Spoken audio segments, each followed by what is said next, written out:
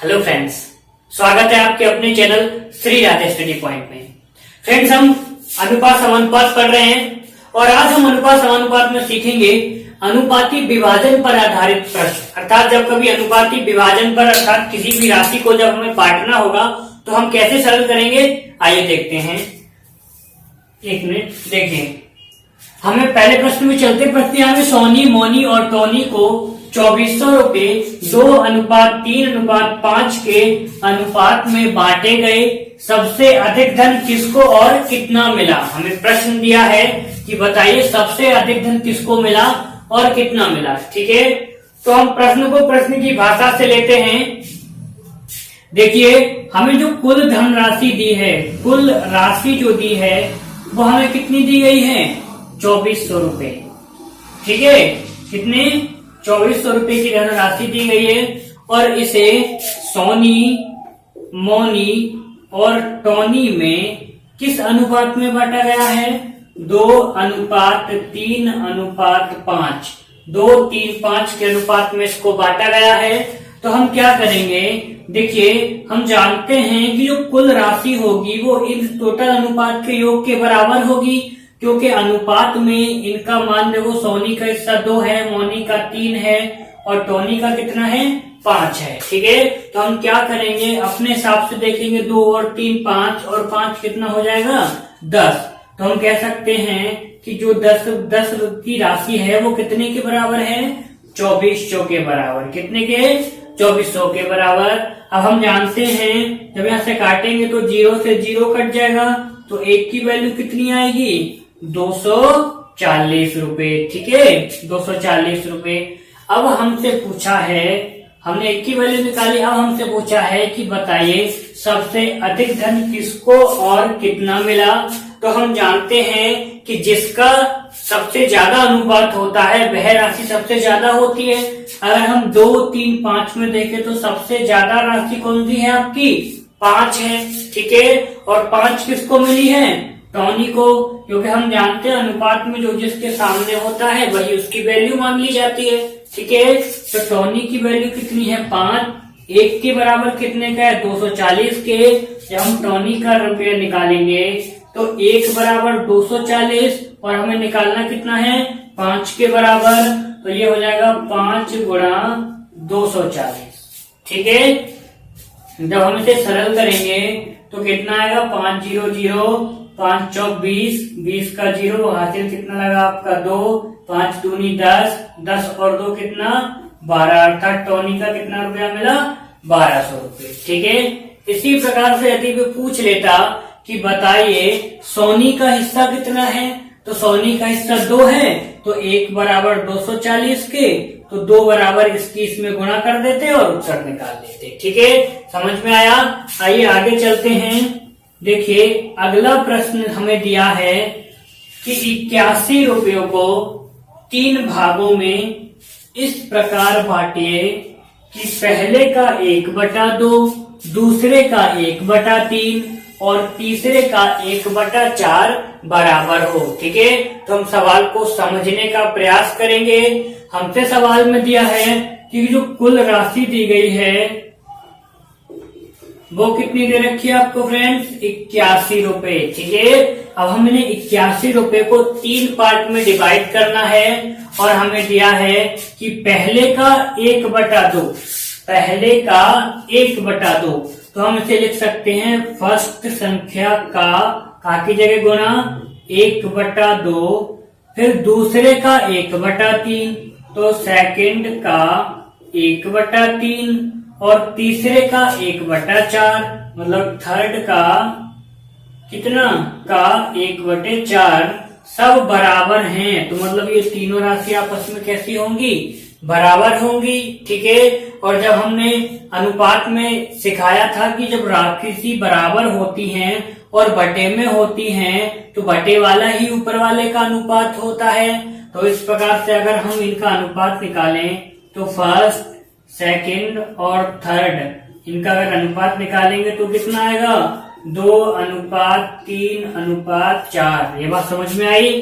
ठीक है, क्योंकि जब अनुपात बटे में कोई चीज दे रखी होती है तो नीचे वाला ही ऊपर वाले का अनुपात होता है। यहाँ जैसे यहाँ सेकंड बटे 3 और थर्ड संख्या बराबर बटे 4, तो फर्स्ट सेकंड और थर्ड संख्या का अनुपात निकालेंगे तो इसका कितना हो जाएगा 2:3:4।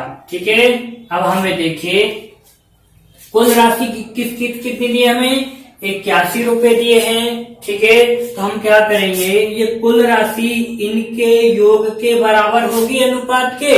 तो जब हम करेंगे तो देखो 2 और 3 कितना 5, 5 और 4 9। तो हम लिख सकते हैं कि 9 बराबर कितना 81, मतलब काटेंगे तो 9 नेमा कितना हो जाएगा 81, मतलब 1 की वैल्यू कितनी आई 9। अब हमसे पूछा था कि 3 भागों में बांटिए तो सबका अलग अलग वैल्यू निकालनी है हमें। तो पहले फर्स्ट की निकालेंगे। तो देखो फर्स्ट का रेशियो कितना है आपका 2। तो फर्स्ट को कितने रुपए मिलेंगे आपके 2 गुणा 9 और 9 दूनी कितना 18। अब देखेंगे सेकंड का, तो सेकंड का रेशियो कितना है आपका 3। तो सेकंड का निकालेंगे तो देखो 1 बराबर 9 के, तो 3 बराबर कितने के 2 गुणा 3 के, सॉरी 9 गुणा 3 के, तो 9 तिया कितना हो जाएगा 27। इसी प्रकार से अभी थर्ड संख्या निकालेंगे तो कितना हो जाएगा, देखो तीसरे का अनुपात हमें कितना दिया है 4 दिया है। तो 4 बराबर निकालेंगे तो 4 गुणा 9 और 4 में कितना होता है 36। और यही इनके क्या है आपस में इतनी रुपयों में संख्याओं को हम बांट सकते हैं। ठीक है। अगला प्रश्न देखते हैं। अगला प्रश्न हमें दिया है कि ABC में 3500 रुपए इस प्रकार वितरित किए गए कि A/B बराबर 5/4 तथा B/C बराबर 3/2 हो तो B को कितने रुपए मिलेंगे। ठीक है। हमें सवाल दिया है तो आइए करने का प्रयास करेंगे। देखिए सवाल की भाषा से हम देखेंगे तो हमें जो कुल राशि जो दी गई है वो कितनी दी गई है 3500 रुपए। ठीक है।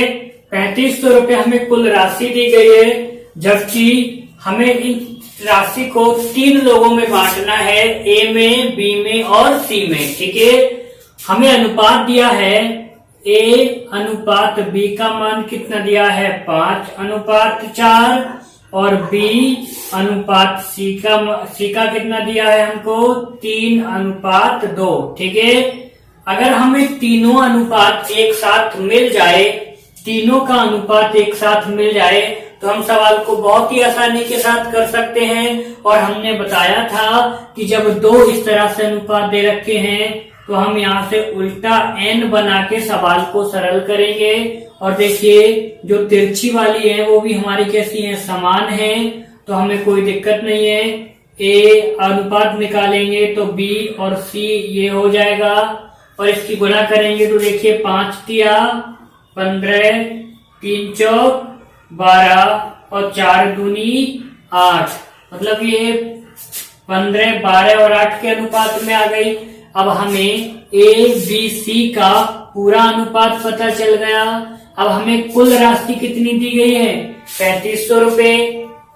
अगर हम अपने हिसाब से टोटल राशि निकालेंगे, देखिए A को 15 है, B की 12 है, C की 8 है। अब इन तीनों का योग इस वाली राशि के बराबर होगा। ठीक है फ्रेंड्स, तो आइए करते हैं। देखिए 5 और 2 7, 14 और 1 15, इसको हम क्या करेंगे सरल करेंगे। तो देखिए 15, 12 और 8 को जब ऐड करेंगे तो देखो 5 और 2 7, 7 और 8 कितना जोड़ेंगे 7 7 14 15 होता है। 15 के 5 हासिल आपका 1 लगा, 1 और 1 2 और 1 हासिल का 3, 3500 हो जाएगा। अब ये 35 हो जाएगा। अब ये वाली राशि इस वाले अनुपात के बराबर होगी, तो 35 बराबर कितने के 3500 के। अब हम जानते हैं कि सामने संख्या होती है तो कट जाती है, तो इधर सामने काटने का प्रयास करेंगे तो 35 और 2 जीरो ऐसे उतार लिए, मतलब 1 की वैल्यू कितनी आ गई आपके पास 100 रुपए। ठीक है। 1 की वैल्यू कितनी आई 100 रुपए। अब आपसे पूछा है कि बताइए बी को कितने रुपए मिलेंगे। ठीक है, तो अब हमें यहाँ से देखना है कि बी का अनुपात क्या है। तो बी का अनुपात कितना है आपका दोस्तों 12, क्योंकि जो जिसके सामने होता है वही उसका अनुपात होता है। तो बी का अनुपात कितना है 12। जब 1 बराबर 100 के तो 12 बराबर कितने के, बी का 12 है तो 12 बराबर कितने के 12 गुणा 100 हो जाएगा, और इसकी राशि निकालेंगे तो कितनी आएगी 1200, और यही आपका क्या होगा उत्तर होगा। ठीक है, तो हमें सबसे पहले एबीसी का अनुपात निकाला और देखा कि हमारे अनुसार टोटल संख्या कितने के योग के बराबर आ रही है, तो 35 आया, और 35 से जब हमने काटा तो 1 की वैल्यू 100 निकली और हमने इसको 12 में रख दिया। ठीक है फ्रेंड्स, अगला सवाल देखते हैं। अगला हमें सवाल दिया है कि कोई धनराशि PQR में 3:5:7 के अनुपात में बांटी गई। यदि Q का भाग 1500 हो तो P और R के भागों में अंतर बताइए कि अंतर कितना होगा। तो आइए देखते हैं कैसे करते हैं। देखिए हमें P, Q और R 3 राशियों में अनुपात दिया है 3:5:7 का। ठीक है, और हमसे दिया है कि वो यदि Q का भाग 1500 रुपए हो तो P और R के भागों में अंतर बताइए। तो देखिए हमारे हिसाब से Q का भाग कितना है 5 है, और इनके सवाल में कितना दिया है 1500, तो ये 5 1500 के बराबर हो जाएगा। ठीक है, अगर हम यहाँ से 1 की वैल्यू निकालेंगे तो 5 तिया 15 और 2 0 ये कट जाएंगे। ठीक है, तो 1 का कितना आया 300। अब हमसे पूछा है P और R के भागों में अंतर। तो देखिए जल्दी करने के लिए हमें 3 और 7 इनका अगर अंतर की बात करेंगे तो कितने का अंतर है, 7 में से 3 गए तो कितना 4 बचा। तो हम इसे लिख सकते हैं P तथा R के भागों में अंतर। देखिए 1 बराबर कितने के 300 के, तो 4 बराबर कितने के हो जाएगा 4 गुणा 300 के, और 4 तिया कितना होता है 1200, और यही उनके भागों में क्या होगा अंतर होगा। ठीक है, अगले सवाल की ओर चलते हैं। हमें अगला सवाल दिया है कि 2000 रुपए PQR को इस प्रकार बांटे कि P को Q का दूना और Q को R का आधा मिले। ठीक है, तो ऐसे सवाल के लिए कैसे करेंगे। देखिए हमें जो कुल राशि दी है वो कितनी दी है आपको 2000 रुपए। हमें कितनी आनी है 2000 रुपए हमें बांटनी है, और दिया है कि यदि P को, तो सवाल को देखेंगे, P को Q का की जगह गुणा आधा Q का दूना मिले, तो P को Q का दूना मिले और Q को R का आधा। तो आगे करेंगे Q को R का की जगह गुणा आधा यानी 1/2 मिले। ये बात समझ में आई। दोबारा समझते हैं। देखो सवाल बोला P को Q का की जगह गुणा लगाते हैं हम, दूना मतलब 2 गुना, तो हमने 2 से गुणा कर दी, और Q को R का आधा मतलब 1/2 मिले। ठीक है, तो अब हम क्या करेंगे इनका रेशियो निकालेंगे, क्योंकि कुल राशि हमको 2000 दी है, तो हमें P Q R तीनों का एक साथ अनुपात निकालना होगा। ठीक है, तो हम अनुपात निकालने के लिए क्या करेंगे, हम जानते हैं जब बराबर में कोई भी राशि होती है तो यहाँ पे 1 होगा, तो ये इसका अनुपात होगा, ये इसका, तो P अनुपात Q बराबर कितना हो जाएगा 2:1। इसी प्रकार से अगर हम इसे सरल करेंगे तो देखिए ये कितना, इसलिए जब इसकी क्रॉस मल्टीप्लाई करेंगे तो ये हो जाएगा 2Q बराबर 1R, यही हो जाएगा। तो देखिए Q का कितना 1, R का कितना 2, तो Q और Q अनुपात आर का कितना हो जाएगा, ये 1:2। ठीक है, बात समझ में आई। तो अब हमें पी क्यू आर का चाहिए, तो हम यहाँ से मान निकालने के लिए तीनों का क्या करेंगे, क्यू आर का लगेंगे, तो 1:2 रखेंगे। अब हमें यहाँ से क्या करना है, क्यू का तीनों का एक साथ रेशियो निकाल लेना है। तो देखिए हम जानते हैं उल्टा एन बना के तिरछी वाली हमारे जो अंक है वो बराबर आ रहे हैं। तो देखिए पी क्यू और आर का जब अनुपात निकालेंगे तो देखो 2 एकम 2, 1 एकम 1 और 2 एक 1 दूनी 2, ये आया 2:1:2 ये आया।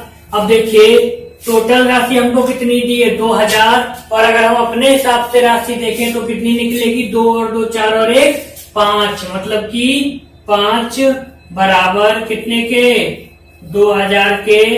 तो देखिए हम काटेंगे तो 5 चौक कितना होगा 20, 4 0 हो गई। तो अगर हम आगे करें तो देखो 1 बराबर कितना आया, 400। ठीक है, 1 बराबर कितना आया, 400। और हमसे पूछा था अलग अलग राशि बांटनी है, पी क्यू आर में बांटनी है। तो देखो जो जिसके सामने होता है वही उसका मान होता है। पी का कितनी राशि है, 2, तो 1 बराबर 400 के, तो पी बराबर कितना हो जाएगा, पी का कितना हो जाएगा 400 गुणा 2, तो 400 दूनी 800। अगर हम क्यू का निकालें तो देखो क्यू का कितना है 1, ठीक है, क्यू का कितना है 1। जब 1 बराबर 400 के तो 1 बराबर 400 के, तो 1 गुणा 400 हो जाएगा, ये 400 कम 400। और जब आर का निकालेंगे तो देखो आर का कितना दिया है हमें, 2 दिया है। ठीक है, तो आर बराबर 1 बराबर 400 के, तो 2 बराबर 2 गुणा 400 के, और 400 दूनी कितना हो जाएगा, ये 800। तो इसी प्रकार से देखो ध्यान देखेंगे, देखो P का 800 रुपया, Q का 400 रुपया और R का 800 रुपया। अब सवाल से देखेंगे, देखो टोटल 2000 रुपए हैं, तो 800 800 1604 2000। अब दिया था देखो P को Q का दूना, देखो Q का 2 गुना मिल रहा है P को, इसे 400 मिल रहे हैं तो इसका 2 गुना ऐसे मिलेगा 800। और आगे दिया Q को R का आधा, तो देखिए इसके 400 है, इसके 800 है, तो 400 रुपए इसके आधे हो जाएंगे। तो इस प्रकार से अलग अलग हम सबका क्या निकालेंगे, अनुपात। अगला प्रश्न हमें दिया है कि 2030 रुपयों को ए बी सी में इस प्रकार से बांटना है कि उनके भागों में से 15 रुपए, 10 रुपए और 5 रुपए घटा देने पर उनमें 8:7:5 का अनुपात होता है। तो सवाल से देखेंगे, देखो हमें जो कुल राशि दी है वो कितनी दी है, 2030 रुपए। ठीक है, और ध्यान से देखिए हमें उनके भागों में से 15, 10, 5 ये रुपए घटा देने के बाद उनमें जो अनुपात आता है वो 8:7:5 का अनुपात आता है, ये वाले रुपए घटा देने के बाद। तो हम क्या करेंगे, हम पहले इन वाले रुपयों को इस टोटल राशि में से घटा देंगे। ठीक है, तो देखिए 15 और 10 कितना होता है, 25 और 5 30। समझ में आया। देखिए 15, 10 और 5 रुपयों को जब हम एक साथ इकट्ठा करके इस टोटल राशि में से घटाएंगे तो 10 और 15 और 10 कितना, 25 और 5 30। तो हम माइनस कितना करेंगे, 30 करेंगे। ठीक है, जब 30 करेंगे तो कितना बचेगा, 2000 बचेगा। ठीक है, तो अब रुपए आपके कितने रह गए, 2000। और 2000 रुपए जो होंगे वो इस वाले अनुपात के बराबर होंगे। तो देखिए ए बी और सी में जो अनुपात है वो 8:7:5 के है। ठीक है, ये वाला अनुपात हमें दिया है। अब क्या करना है, ए वाले रुपए इस अनुपात के बराबर होंगे क्योंकि इतने रुपए घटा देने के बाद ही तो उनमें ये वाला अनुपात बन रहा था। तो अब देखिए जब घटाएंगे तो 8 और 7 जोड़ेंगे तो देखो कितना हो जाएगा, 8 8 16, ये देखो 8 और 7 कितना होता है, 15 और 5 20, तो 20 बराबर कितने के? 2000 के। और जब देखिए 1 0 से 1 0 कटेगा, 2 एकम 2 होता है, 2 0 ये उतार लेंगे नीचे वाले, तो 1 का कितना आया? 100 रुपया। ठीक है, आपको पूछा था कि एबीसी में इस प्रकार बांटिए, तो सबको अलग अलग ही देना है। तो देखो ए का हम भाग निकालेंगे, तो ए का भाग हमारे हिसाब से कितना है? 8 है, जो जिसके सामने होता है वही उसका अनुपात होता है। तो 1 बराबर 100 के, तो 8 बराबर कितना हो जाएगा? 8 गुणा 100 कितना हो जाएगा? ये 800। और बी का देखेंगे, तो देखिए बी का अनुपात कितना है? 7 है। तो बी जब 1 बराबर 100 के, जब 7 की वैल्यू निकालेंगे तो ये 7 गुणा 100 हो जाएगा और ये 700 रुपये हो जाएंगे। ठीक है, और देखिए सी का अगर हम निकालेंगे, देखो सी का कितना है? 5। ठीक है, सी का कितना है? 5। तो 5 बराबर निकालेंगे तो 5 गुणा कितना? 100 बराबर 500 के। तो ये रुपए होंगे। अब इसके बाद हम क्या करेंगे? देखिए हमने इन वाली राशियों में से कुछ रुपए घटाए थे, और जो रुपए हमने घटाए थे वो हम इन्हें अब यहाँ ऐड करेंगे। तो ए में से कितना घटाया था? 15, तो 15 यहाँ ऐड करेंगे, तो इसका कितना हो जाएगा? 815 रुपया। अब बी में कितना घटाएंगे करेंगे? 10 जोड़ेंगे, तो ये 10 जोड़ेंगे तो इसका कितना हो जाएगा? 710 रुपया। इसी प्रकार से 500 में कितना जोड़ेंगे? इसमें से 5 रुपए घटाए थे, तो 5 यहाँ जोड़े तो कितना है इसका? 505 रुपए। तो इसे हम इस तरह से सरल कर सकते हैं। ठीक है, आइए अगले सवाल को देखते हैं। हमसे अगला सवाल दिया है कि स्कूल के थैले और जूते के दाम 7:5 के अनुपात में हैं। स्कूल के थैले का दाम जूते के दाम से 200 रुपये अधिक है, तो जूते का दाम क्या है? ठीक है, तो जब भी कभी ऐसा प्रश्न आता है तो हम इसे कैसे सरल करेंगे? तो देखिए स्कूल के थैले और जूते के दाम का जो अनुपात दिया है वो 7:5 दिया है। और देखिए सवाल कह रहा है कि स्कूल के थैले का दाम जूते के दाम से, जिस वाले जूते के दाम से 200 रुपये अधिक है। कितना अधिक है? 200 रुपये अधिक है। तो अब देखिए ये 7 है और ये 5 रुपया है, तो हमारे हिसाब से ये कितना रुपया अधिक है? 2 रुपया अधिक है। देखिए थैला 7 रुपए का 7 का है और जूता 5 का है, तो इस हिसाब से ये 2 अधिक है। और सवाल के हिसाब से कितना? 200 रुपये अधिक है, तो ये 200 के बराबर होंगे। अब 1 की वैल्यू निकालेंगे तो ये 100, 2 से काटेंगे तो 2 एकम 2, 2 0 ये उतार लिए 200 बार, तो 1 बराबर कितना आया? 100 के। अब हमसे पूछा है कि बताइए जूते का दाम क्या है? देखिए जूते का अनुपात कितना दिया है आपको? 5, तो 1 बराबर 100 के। 5 की वैल्यू निकालेंगे तो 5 बराबर कितने के? यानी जूते की वैल्यू निकालेंगे तो जूते की वैल्यू कितनी है? 5, तो 1 बराबर 100 के, तो 5 बराबर कितना? 5 गुणा 100 के, मतलब कि 500 के। तो हम कह सकते हैं कि जूते का दाम कितना है?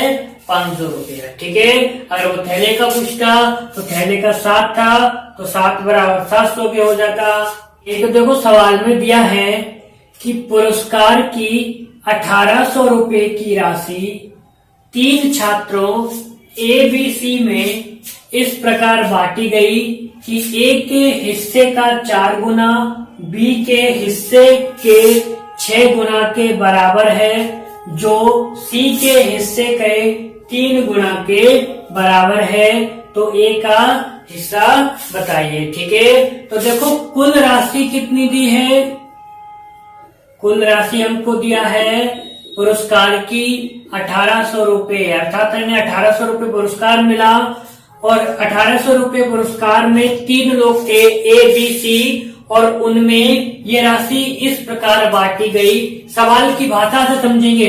देखो A के हिस्से का 4 गुना, मतलब A के हिस्से का की जगह गुना, कितना गुना? 4 गुना बी के हिस्से के 6 गुना, तो बी के हिस्से के की जगह गुना कितना, बी के हिस्से का कितना 6 गुना बराबर है, तो ए का 4 गुना बी के 6 गुणे के बराबर है, दोनों बराबर हो गए।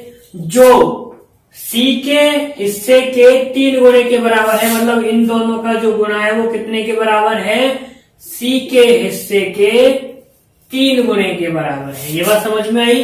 ए का 4 गुना बी के 6 गुणे के बराबर है, और जो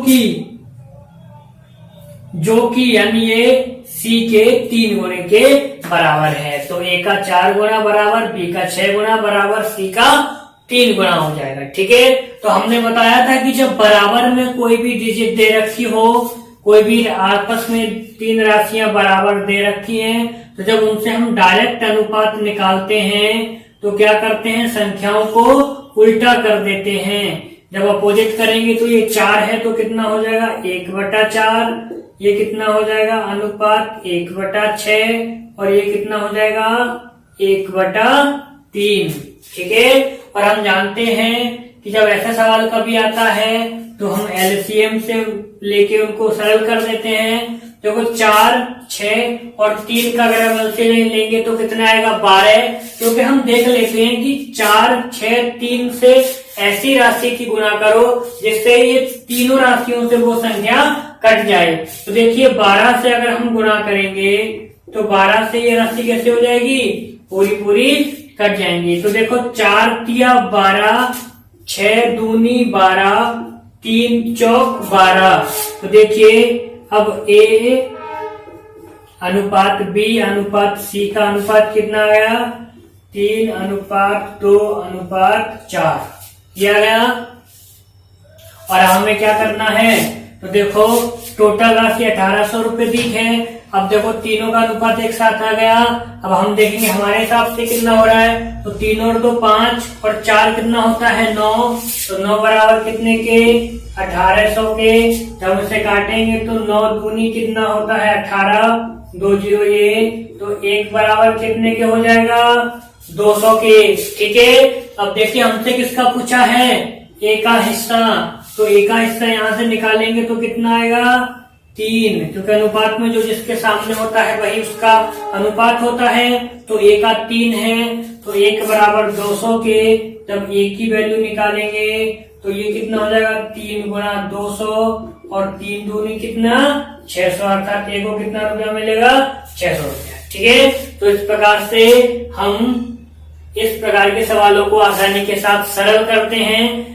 ठीक है, और यदि आपको दोस्तों इनमें से कोई भी समझ में ना आया हो तो आप वीडियो को दोबारा रिव्यू करके देख सकते हैं। आशा करूंगा और विश्वास के साथ कह सकता हूँ यदि आप अच्छे से समझेंगे तो मेरे सारे फ्रेंड्स बहुत अच्छे से आप सारी चीजों का ये चीजें समझ में आएंगी। और यदि आप हमारे चैनल पे नए हैं तो प्लीज चैनल को सब्सक्राइब करो और अपने ज्यादा से ज्यादा अपने दोस्तों के साथ शेयर करो। वीडियो को लाइक करना बिल्कुल ना भूलें, और एक बात और, सब्सक्राइब करते समय बेल आइकन बजाना बिल्कुल ना भूलें। ठीक है, ताकि हम जो भी चीजें आपको वीडियो डालें तब तक वो आप तक बहुत जल्दी से पहुंच जाए। ठीक है, इसी प्रकार से हम आगे बढ़ते रहेंगे। Thank you.